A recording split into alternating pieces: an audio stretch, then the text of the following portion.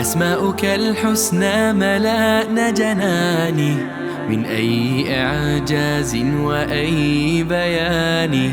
وسعت صفاتك ما تشاء بلاغة، وعلون فوق تخيل الإنسان. وأنا الفقير إليك فاغمرني غنى، يا واسعا بعطائه الرحمن. ضاقت بعبدك كل أرض رحبة، أنت اللطيف به ولطفك حاني.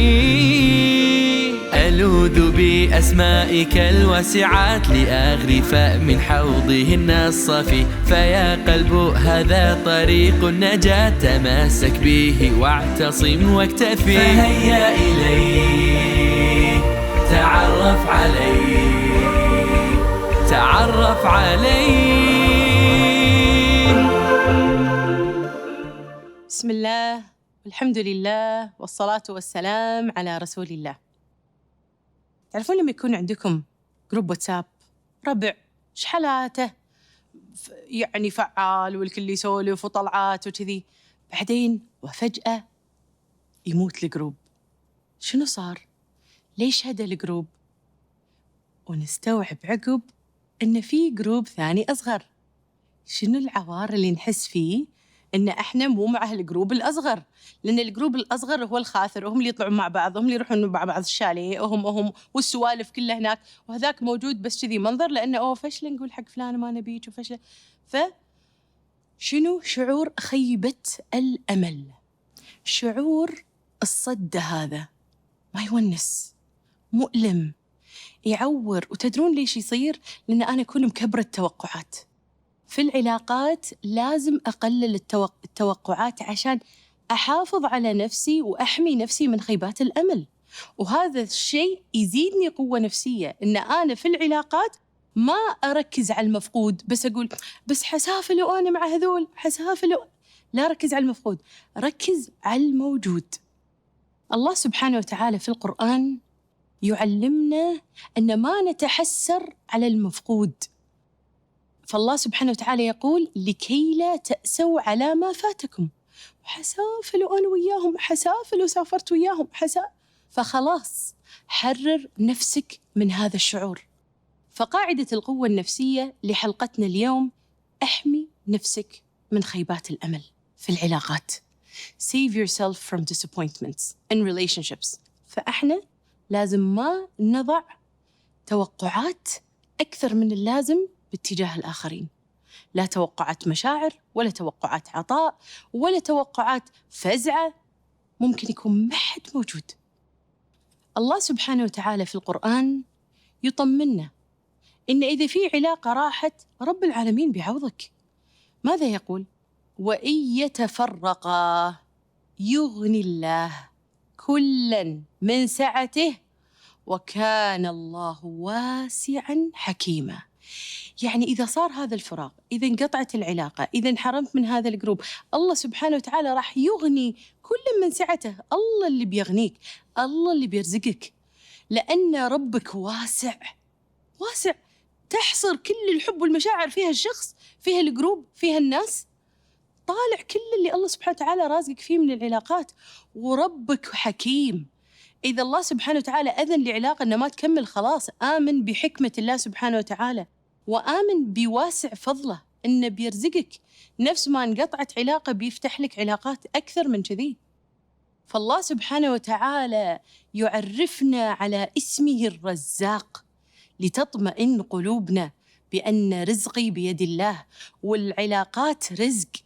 ولو نروح حق الدراسات راح نلقى أن الإنسان كل ما كانت مشاعره إيجابية تجاه العلاقات راح يكون أكثر مرونة في التعامل في التحديات اللي تصير خلال العلاقات.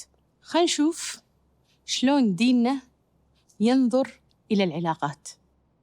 1.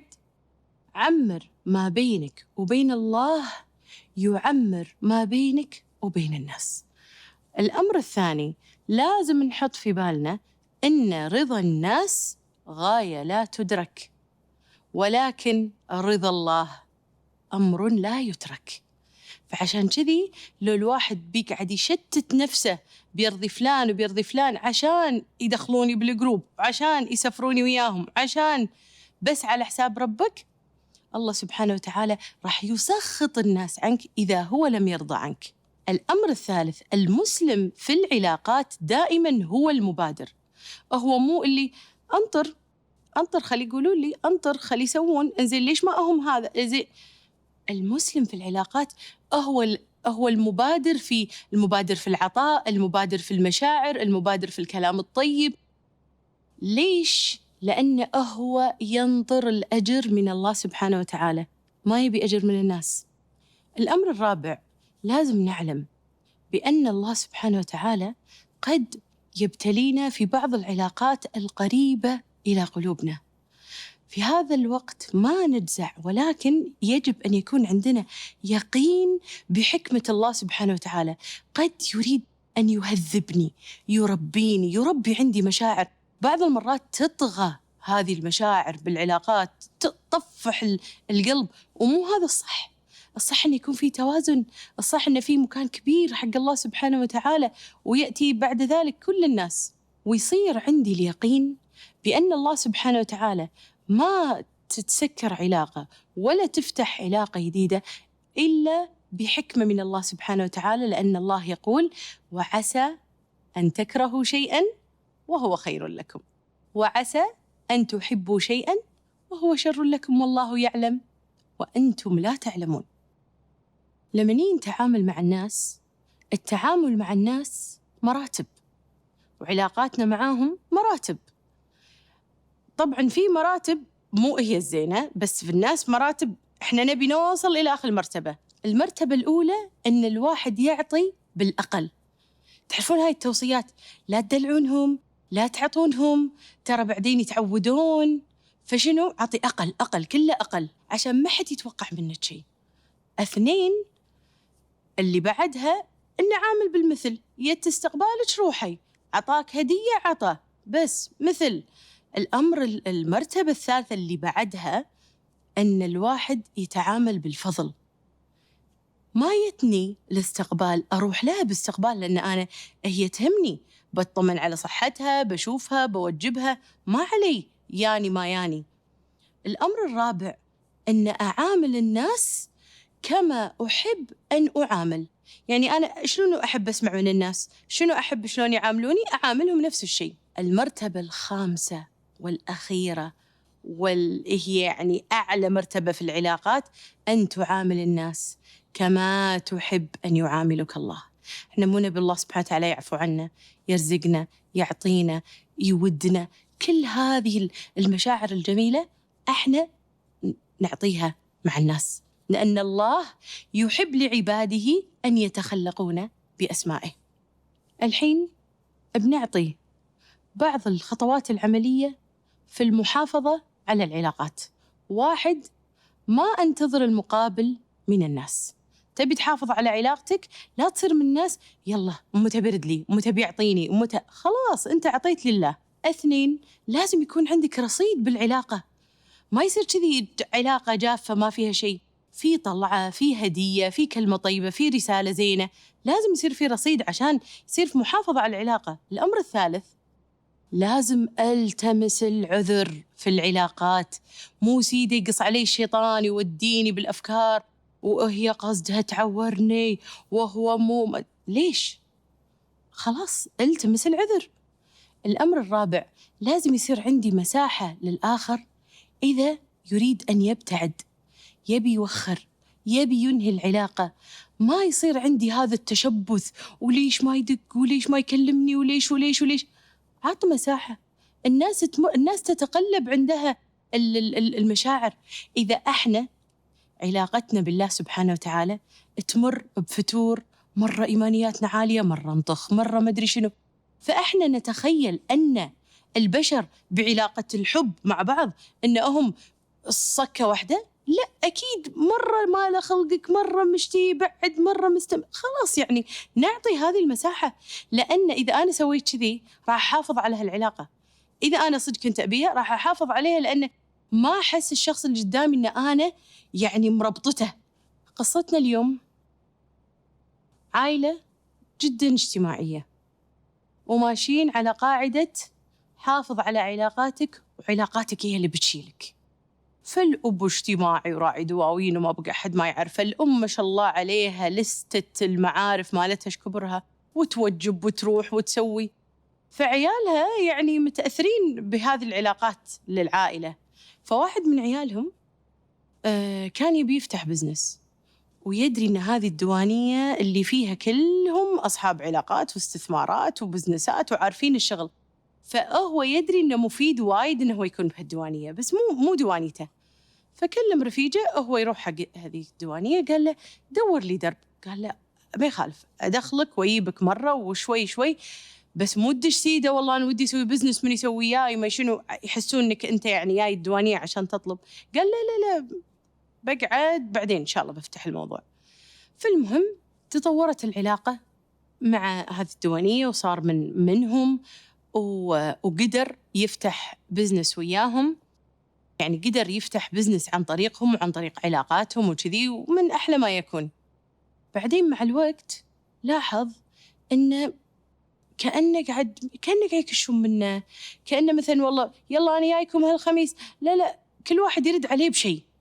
اللي يقول له كذي واللي يقول له والله أنا مسافر واللي يقول له عندي أهلي زوارة واللي يقول له كذي.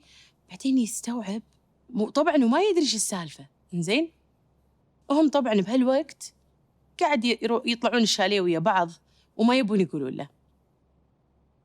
حس إنه منخنق إن هذول ربعه اللي صاروا كلوس وكذي بس كل ما بيطلع وياهم كل واحد يتعذر وشي ما يبينون إن إحنا ترى قاعد نسوي شيء ويا بعض.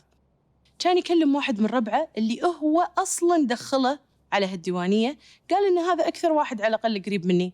قال له فلان إيش رأيك نسافر ويا بعض يعني أبي شوية تغيير جو يعني. كان يقول والله اعذرني وكذي بس يعني عندي ظروف هالفترة ما أقدر أسافر. فدق على رفيجه الثاني كان يقول له تسافر معاي فلان. قال له يلا حاضر ما عندي مشكلة ونضبطها ويروح المطار وينصدم إنه يشوف رفيجه اللي قال له أنا اعذرني ومشغول وهالفترة مضغوط وما أدري شنو. يعني ما قال له إن أنا عندي سفرة ثانية قال له أنا مضغوط. يلقاه إنه هو مسافر مع نفس الشلة هذه مالت الديوانية بس هذا اللي هو داق عليه هو من خارج الديوانية. طبعاً هو الحين شاف المنظر مثل الطعنة داخل كنا حد طعنة وايد مؤلم إنه تسافرون بدوني إيش دعوة إيش سويت لكم أنا ليش ما تقولون لي لهالدرجة يعني أنا مليق ولا ثقيل دم ولا سالفتي. هو طول السفرة وهو ضايق خلقه ولا قادر يستانس باللي هو فيه لأن أكثر شيء مأثر عليه إنه هو قاعد يركز على المفقود وما قاعد يركز على الموجود. لازم الواحد يعرف بأن رزق العلاقات هو من الله سبحانه وتعالى وحده وإن كل ما الواحد قلل التوقعات كل ما حمى نفسه من خيبات الأمل. احنا نبي اليوم نطلع بثلاث أمور من هذه الحلقة. أولاً تيقن بأن الله الرزاق سيرزقك بعلاقة تقر عينك وتحيي قلبك. الأمر الثاني عامل الناس كما تحب أن يعاملك الله.